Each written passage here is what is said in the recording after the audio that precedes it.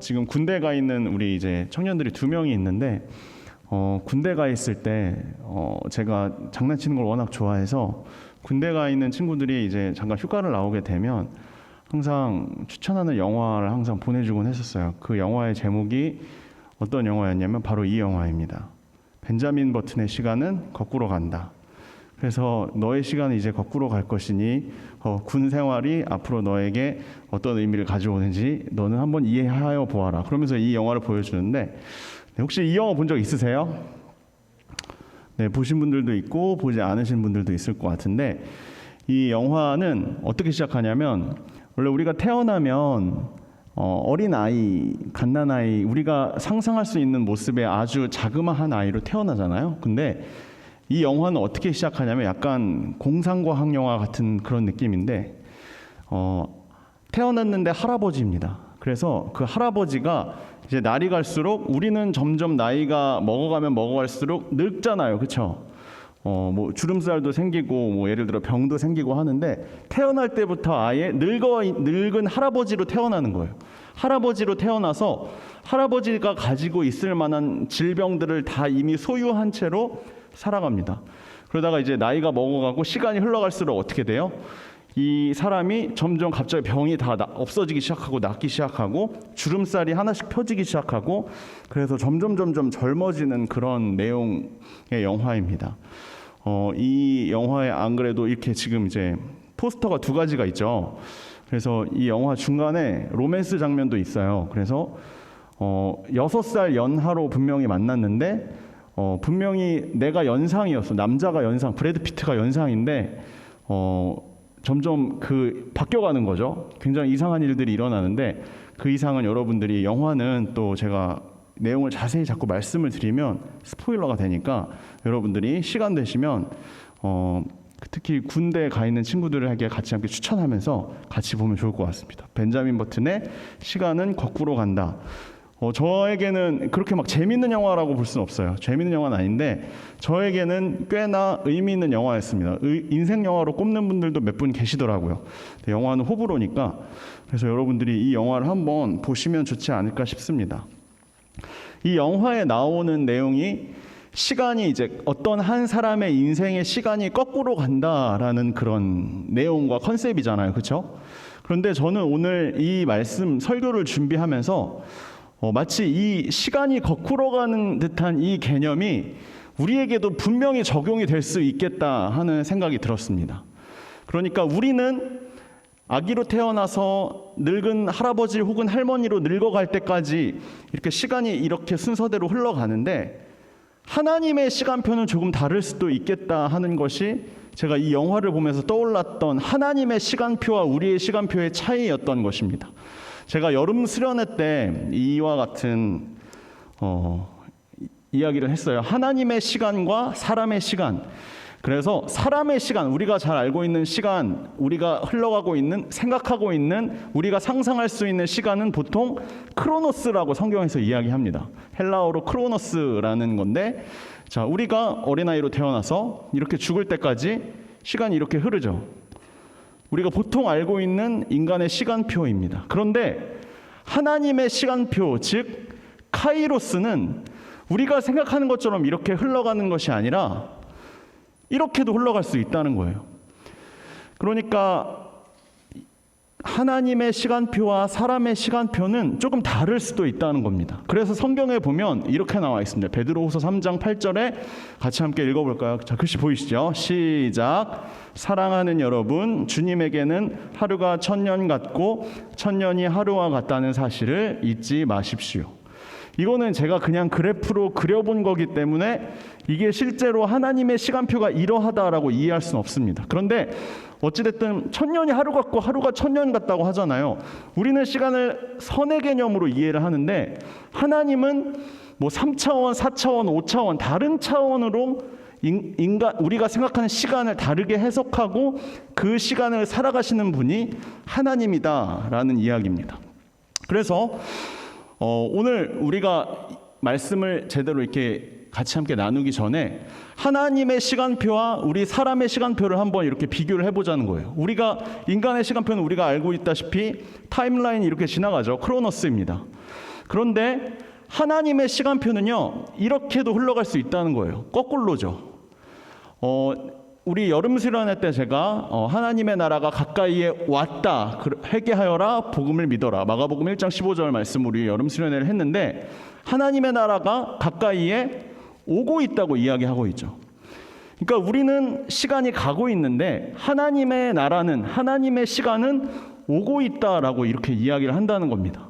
그래서 우리가 생각할 수 있는 인간의 시간은, 크로노스는 이렇게 우리가 알고 있는 이 화살표의 방향으로 흘러가고 있는데, 하나님의 시간표는 반대로, 거꾸로, 벤자민 버튼처럼 하나님의 시간은 거꾸로 간다라고도 이해할 수 있다는 겁니다. 하나님께서는요, 우리 모두의 인생의 계획표와 인생의 시간표를 이미 태어날 때부터 죽을 때까지의 모든 시간표 하나하나 세세한 계획들을 이미 다 계획하고 예비해두고 계셨습니다. 오늘 우리가 같이 방금 전에 불렀던 우리 두 번째 찬양, 나를 향한 계획이라는 찬양 있었죠. 그 찬양 가사에 보니까 잘 나타나 있더라고요.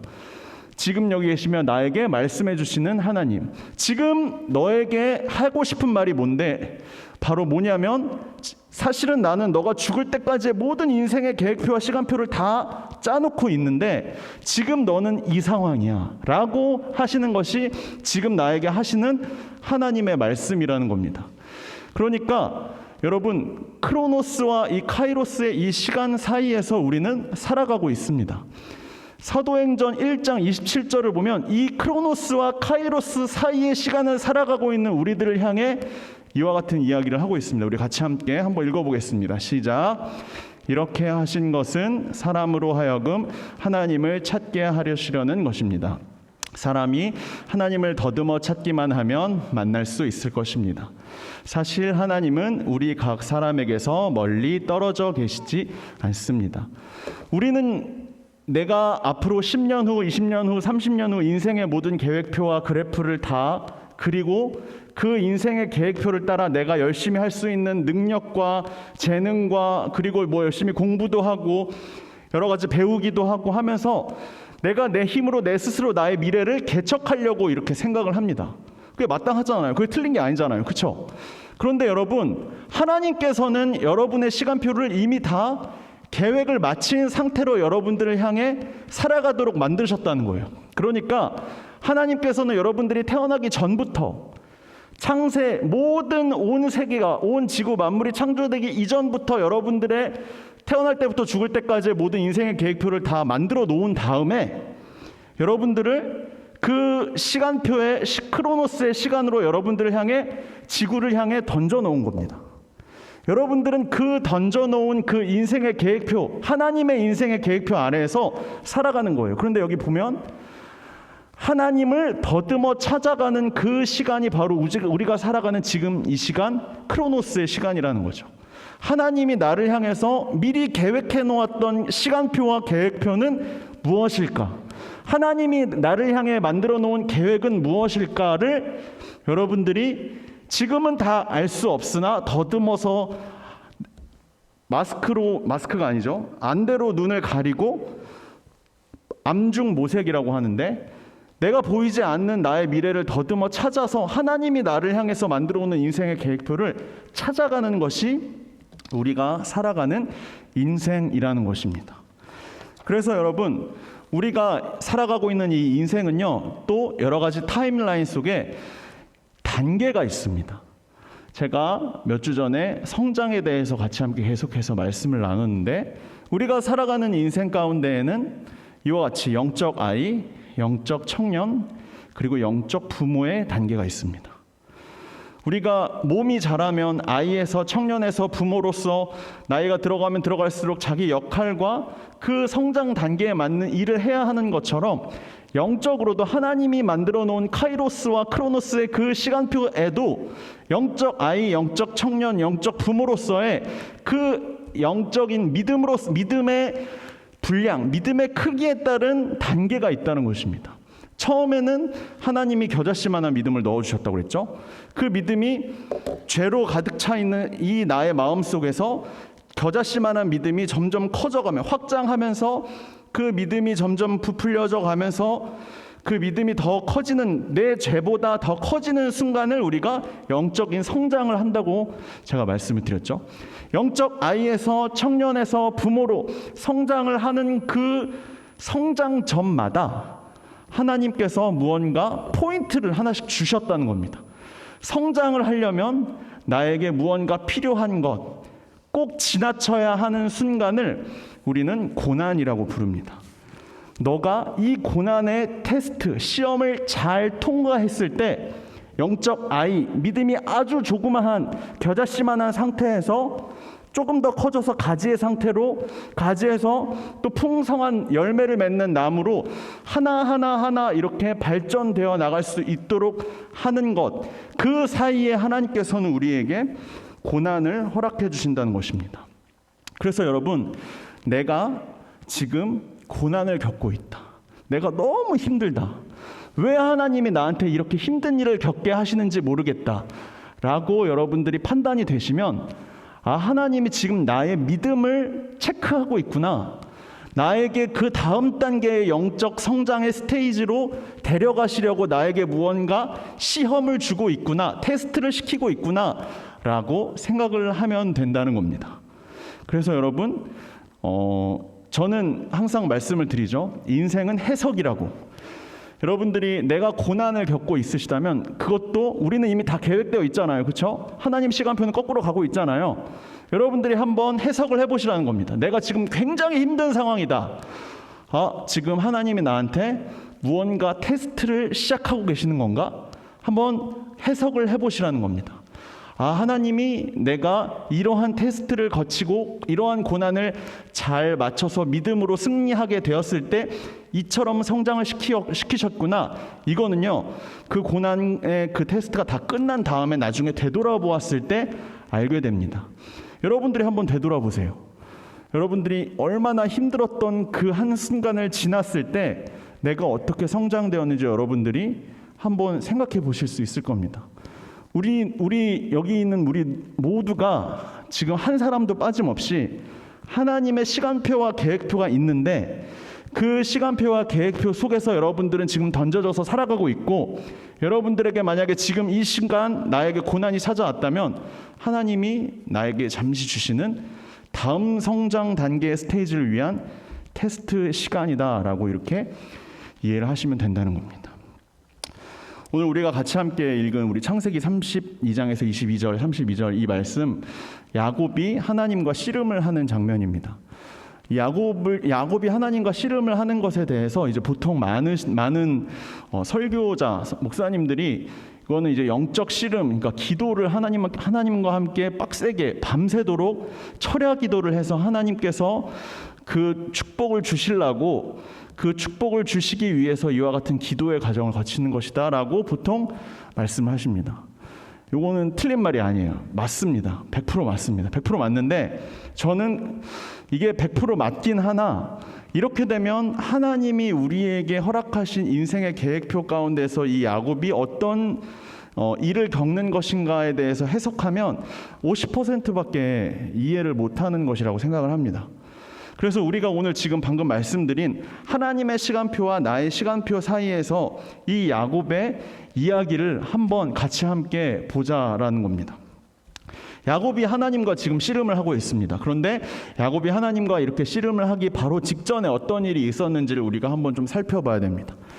야곱은요, 우선 그 이름의 뜻이 속이다, 회방하다 이런 뜻입니다. 야곱은요, 쌍둥이였거든요. 쌍둥이였는데 형 에서의 발 뒤꿈치를 잡고 태어났습니다. 그러니까 자기는 원래 첫째여야 되는데 자기가 원하던 첫째가 되지 못해서 안타깝게도 형 뒤꿈치를 잡고서라도 내가 첫째로 태어날 수 있었는데 라는 그런 모습으로 이미 태어날 때부터 굉장히 그 어린 아이부터 이 아이의 특성이 아주 잘 나타나 있는 그런 모습으로 태어났다는 겁니다. 그리고 나서 이제 첫째는 무조건 형 에서거든요. 둘째는 동생 야곱. 그래서 형 에서에게 가지게 되는 것이 뭐냐면 장자권입니다. 장자권은 첫 번째 아들의 권리예요. 요즘엔 다 그렇지는 않은 것 같은데 보통 이제 대기업에서 이제 첫 번째 회장님이 돌아가실 때가 되면 이제 둘째 그 기업을 그 그룹을 물려받을 그 다음 후대의 회장을 이제 선출을 합니다. 그런데 보통 누구를 선출을 하냐면요, 보통 첫 번째 아들 장자에게 그 기업을 물려주곤 합니다. 이처럼 우리나라도 그렇고 옛날에도 그랬고, 이 장자 첫째 아들은 그 집안의 혈통을 다 이렇게 이어간다는 그런 의미를 가지고 있었습니다. 그러니까 장자가 무조건 돼야지 좋다고 생각을 하는 거예요. 그러니까 야곱도 자기 형 발뒤꿈치, 내가 진짜 첫째를 사수할 수 있었는데, 이런 마음을 가지고 태어났다는 겁니다. 그런데 태어나고 난 후에는 이제 이미 둘째잖아요, 그렇죠? 더 이상 첫째가 될 수는 없잖아요. 그런데 아직도 그 마음의 분함이 사라지지 않은 거예요. 내가 진짜 첫째로 태어날 수 있었는데 그 마음이 어린 시절 내내 괴롭혔습니다.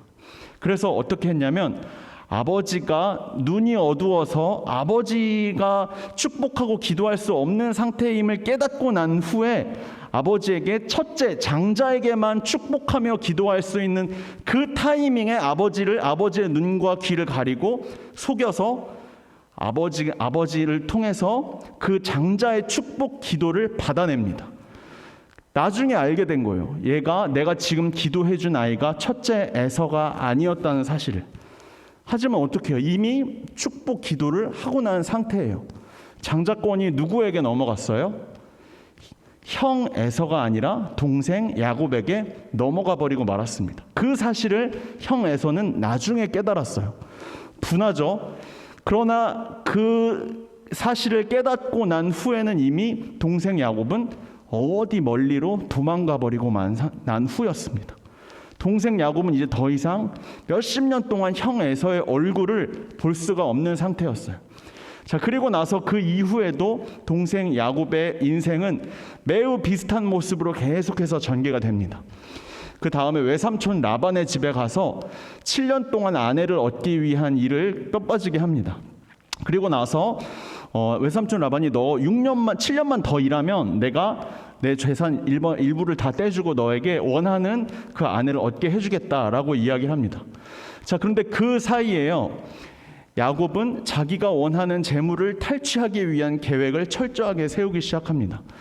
외삼촌 라반이 그 야곱이 어떤 성격을 가지고 있는 친구라는 것을 이미 알고 있었기 때문에 그 다음부터 그 야곱이 어떻게든 그 자신의 재산을 가져가지 못하도록 여러 가지 장치들을 만들어 놓습니다. 근데 여러분 어떻게 해요? 야곱이 더 똑똑해요. 외삼촌 머리 위에 있습니다. 그보다 더 기발하고 그보다 더 확실한 방법으로 외삼촌 라반의 집에 있던 가축들의 거의 대다수를 다 탈취해서 외삼촌 라반이 저기 양털 깎으러 간 사이에 다 데리고 도망가기 시작합니다. 그래서 저 멀리 도망을 가서 결국에는 자신의 재산으로 만들어내는데 성공했어요.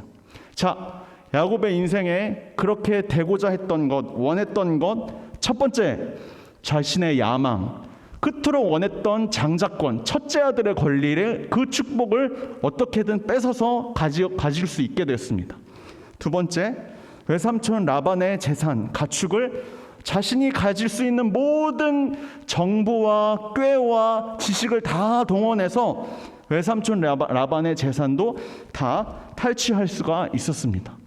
자, 이제 나에게 남은 것은 또 하나님이 나에게 원하는 축복은, 주실 수 있는 축복은 뭐가 될까? 살아가고자 하는데 20년이 지난 후에 자신을 향해서 쫓아오고 있는 형 에서가 있다는 소식을 듣게 됩니다. 형 에서가 자신을 만나고 싶다는 거예요. 내가 형의 장자권 빼앗긴 후에 형이 어떻게 사는지 지금까지 다 까먹고 살고 있었는데 형이 자기를 향해서 쫓아온다는 소문을 듣게 된 겁니다. 아, 어떡하지? 형이 나를 죽일 수도 있는 거 아니야? 형이 실제로 그러한 마음을 가지고 이 동생을 쫓아오는지는 우리가 알 수 없습니다. 그런데 자신은 그 마음이 불편한 거예요. 형이 나를 향해서 해코지하면 어떡하나?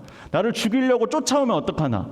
내가 지금 이렇게 소가 많은데, 내가 지금 이렇게 재산이 많은데 내 재산 다 뺏어가면 어떡하나?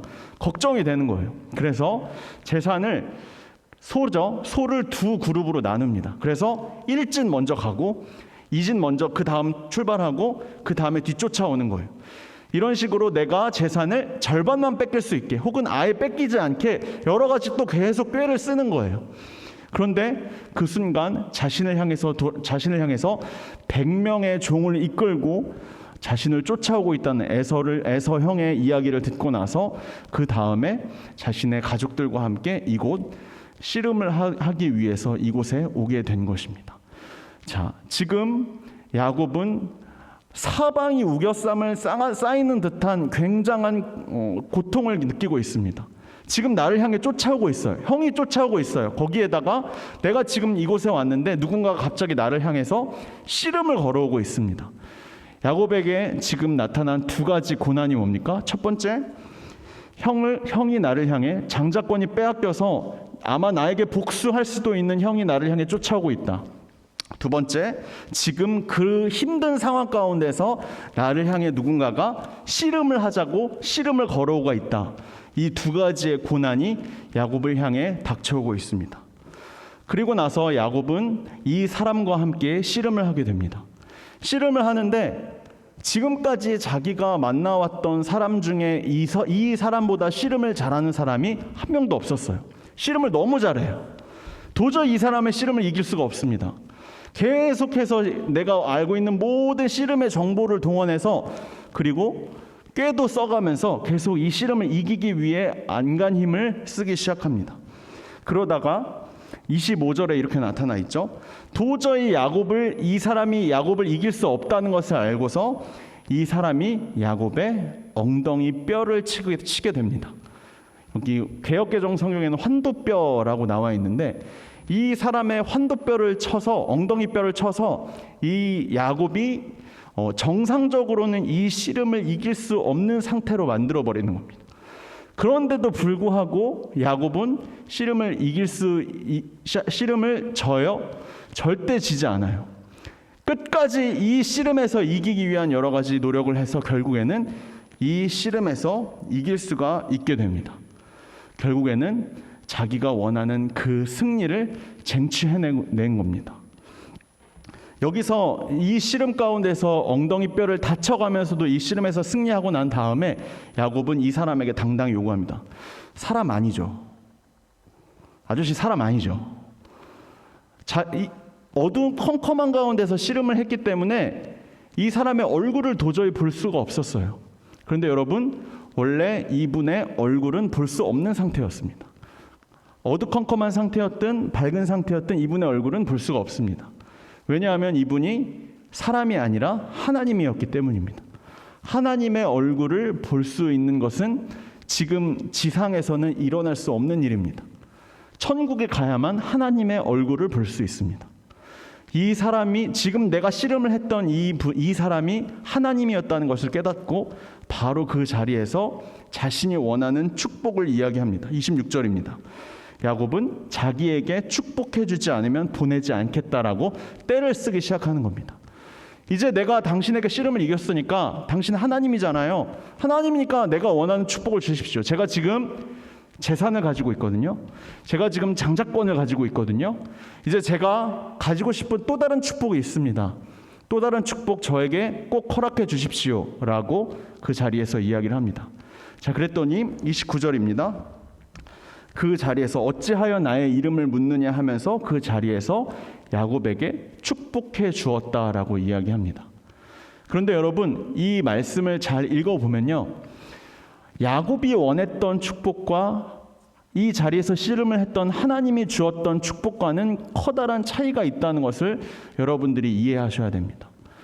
야곱은 지금까지 자기가 그토록 원하고 바래왔던 돈이나 장자권과 같은 그러한 권력에 더해서 내가 원하고자 했던, 내가 되고 싶었던 내가 원하고 싶었던 그 자아 중에 나를 추가할 수 있는 또 다른 자아를 원했던 거예요. 그런데 29절에서 하나님이 주셨던 축복은 사실 그것과는 전혀 다른 성격이었다는 것입니다. 야곱에게 다가왔던 이 고난을 다 이겨내었을 때 그 이겨낼 수 있는 또 다른 방법은 야곱의 엉덩이 뼈를 쳐버리는 것이었습니다. 야곱의 엉덩이 뼈를 쳐버렸을 때 야곱은 그 다음부터는 똑바로 직립보행을 하지 않고 절뚝거리면서 다녀야만 했습니다. 자기가 그토록 의지하고 그토록 자기가 절대적으로 여겼던 자신의 육체의 건강을 거기에서 무력화시킨 겁니다. 이게 어떤 것을 의미하냐면 야곱이 그토록 의지했던 나 자신을 그 자리에서 엉덩이뼈를 쳐서 부러뜨림으로 인해서 무력화시키고 있는 하나님의 일하심에 대한 이야기라는 겁니다. 지금까지 야곱은 자기가 의지하고 하나님, 저는 하나님만 사랑합니다, 하나님만 예배합니다, 하나님만 의지합니다 라고 뻥치고 다니면서 사실은 뭘 의지했어요? 자기가 외삼촌으로부터 빼앗았던 자신의 어마어마한 그 가축들, 재산을 의지했습니다. 자기가 아버지까지 속여가면서 어떻게든 얻어내고 싶었던 그 장자권, 그 축복을 그렇게 의지했습니다. 그러면서 입술로는, 겉으로는 뭐라고 이야기해요? 저 하나님만 사랑해요, 저 하나님만 의지해요, 하나님께서 저한테 26절에서 나온 것처럼 축복해 주시지 않으면 하나님 저는 살아갈 수 없어요 라고 그렇게 입술로만 하나님을 사랑한다고 고백하는 것이 바로 야곱의 인생이었다는 것입니다. 하나님께서는요, 이미 야곱의 인생을 다 거꾸로 다 계산하고 계획하고 다 예정해 두셨다고 말씀하셨잖아요. 하나님께서는 지금 야곱의 믿음이 그것밖에 안 된다는 것을 이미 알고 계셨던 거예요.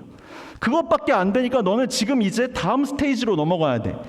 다음 스테이지로 넘어가려면 지금 너가 그렇게 의지하던 너의 돈과 너의 장자권을 지금 쳐서, 너가 그렇게 원하던 자아들을 다 쳐서 내버려야만, 그래야 그 다음에 정말 내가 원하는 축복을 너에게 줄 수 있어. 그것은 바로 너가 원하던 그 또 다른 어떤 무언가, 너가 원하던 되고 싶은 나가 아니라 다음 성장 스테이지, 다음 그 믿음의 성장을 지금 너에게 허락해 줄 수 있어 라고 이야기하고 계신다는 겁니다. 우리는 보통 내가 힘들고 내가 고난 가운데 살고 있으면 보통 이렇게 하나님한테 기도하죠. 하나님, 제가 지금 이것 때문에 너무 힘들거든요. 하나님, 그러니까 이 문제를 제가 원하는 이와 같은 방법으로 바꿔주세요. 내가 이미 기도 가운데 내가 원하는 방향이 다 들어있는 거예요. 그런데 여러분, 아까 제가 말씀드렸죠? 하나님은 여러분들을 향한 계획을 가지고 있다고? 여러분들이 바뀌고 싶은, 기도하고 있는 그 기도의 제목이랑 하나님이 계획해 놓으신 여러분의 삶의 방법이랑 다를 수도 있어요. 그렇죠? 다를 수도 있잖아요. 하나님께서는 그렇기 때문에 여러분들의 기도를 들으실 때 하나님 이렇게 바꾸어 주세요라고 기도하면 그렇게 원하는 방법과 방식으로, 환경으로 바꾸어 주시는 게 아니라 여러분 자체를 바꾸세요. 여러분 자체가 지금 하나님이 아니라 너네들 그 재물과 장자권 의지하고 있었던 그게 문제야 라고 하시면서 그것들을 환도뼈, 엉덩이뼈를 쳐내리는, 여러분들의 자아를 쳐내리는 방식으로 여러분 자체의 이 삶의 모습을 아예 그냥 바꾸어 놓으신다는 겁니다. 이게 여러분 기도의 제목입니다. 그러니까 내가 기도 응답이 된 다음에 하나님께서 사실 내가 원하시는 방법으로 인도하시지 않았지만 하나님께서 가장 좋은 방법으로, 선한 방법으로 인도하셨습니다 라고 나중에는 고백하게 되죠. 그렇게 되잖아요. 그렇죠? 사실은 내가 이렇게 바뀌면, 내가 원하는 방법으로 바뀌면 그게 완벽한 기도 응답인 줄 알았는데 그렇게 안 될 때도 있잖아요. 그런데 알고 보니 그게 지금 하나님이 바꾸어주신, 기도 응답해 주신 이 방법이 더 좋은 방법이구나 라는 것을 깨닫게 되잖아요. 여러분, 그 순간이 바로 여러분들의 신앙의 한 단계 스테이지 업그레이드 된 상태라는 것입니다. 하나님께서는 여러분의 상황과 환경을 그 자리에 놔두도록 그냥 내버려 두지 않습니다. 여러분 자체를 바꾸세요. 여러분들의 인생에, 여러분들의 마음속에 그 계속해서 사로잡고 있는 하나님을 향한 믿음보다 더 큰 퍼센테이지를 차지하고 있는 여러분들의 자아, 여러분들의 죄, 되고 싶은 나, 그것을 하나님을 향한 믿음으로 점점 크게 만들어 가시면서 다른 어떤 것을 의지하는 것이 아니라 하나님만 의지하지 않고는 단 한순간도 살아갈 수 없도록 그렇게 여러분들의 모습을 바꾸시는 것이 바로 하나님의 방법, 하나님의 일하심이라는 겁니다. 여러분 계속해서 여러분들이 저는 하나님 이러한 계획이 있으니 이 방법대로 이끌어 주십시오. 내가 원하는 방법, 내가 원하는 자아, 내가 되고 싶은 나대로 바꿔주세요라고 여러분들이 그렇게 계획을 짜고 그 계획대로 하나하나 착착착착 진행되면 내 인생이 내가 원하는 방법과 그 목적대로 잘 이루어지고 있다라고 생각을 할 수도 있습니다. 여러분, 그런데 그게 아니에요. 여러분들, 하나님께서는 여러분들을 향한 한 사람 한 사람의 이 땅에서의 목적을 이미 계획해 놓으신 대로 여러분들은 이 지구상에 던져진 겁니다. 여러분들 그 목적을 찾으셔야 돼요. 내가 왜 하나님께서 이 땅에 보내셨는가? 왜 이곳 가운데 나를 보내셔서 나에게 지금 이 땅에서 이 죄 많은 세상 가운데에서 뒹굴면서 살아가게 하신 것인가? 여러분들이 하나님의 목적을 한번 생각해 보셔야 된다는 거예요. 하나님께서는 이미 다 계획해 놓고 계세요. 10년 후, 20년 후 여러분들 죽을 때까지 하나님의 계획은 이미 다 계획이 되어 있습니다. 여러분들은 그 계획을 더듬어 찾아가면서 하나님이 10년 후 지금 이때 이걸 위해서 하나님께서 지금 이 고난을 주셨던 거구나. 20년 후에는 이와 같은 고난과 이와 같은 기쁨도 주신 것이구나. 하나님의 뜻과 계획을 하나하나 여러분들이 더듬어 찾아가면서 발견해 나가면서 이게 하나님의 뜻이었구나. 내가 하나님께서 이러한 모습으로 살기 위해 이러한 일들을 하시기 위해 도구로 나를 불러주셨구나라는 것을 깨닫는 것이 여러분들의 인생이라는 것입니다. 여러분, 그렇게 되면 결국 결론은 이렇게 됩니다. 내가 나를 위해 일을 하는 것이 아니라 나는 하나님이 일하시고 나는 도구로 사용되어지기 위해 이 땅에 왔을 뿐이다. 여러분, 하나님은 여러분들의 인생을 위해서가 아니라 하나님의 일을 위해 여러분들을 이 자리에 이 땅 가운데 보내셨습니다. 하나님께서는 지금 일하고 계십니다. 주님께서 우리를 통해 하나님의 일들을 감당하고 계시고 하나님께서는 당신의 그 일을 행해 나가고 계신다는 것입니다. 여러분들, 그 하나님의 일이 무엇인지를 발견할 수 있는 우리가 될 수 있었으면 좋겠습니다. 제가 오늘 설교를 준비하면서 아까 우리가 불렀던 두 번째 찬양 있었죠? 그 나를 향한 계획. 네, 이 찬양이 떠올랐고 두 번째로 떠올랐던 찬양이 뭐냐면 주가 일하시네라는 찬양이었습니다. 오늘 우리 설교의 제목이죠. 주가 일하시네. 야곱은 지금까지 살아오면서 나 자신이 나를 위해서 내가 나를 위해서 열심히 살아가고 일하고 있다고 생각했습니다. 하나님은 뭐예요?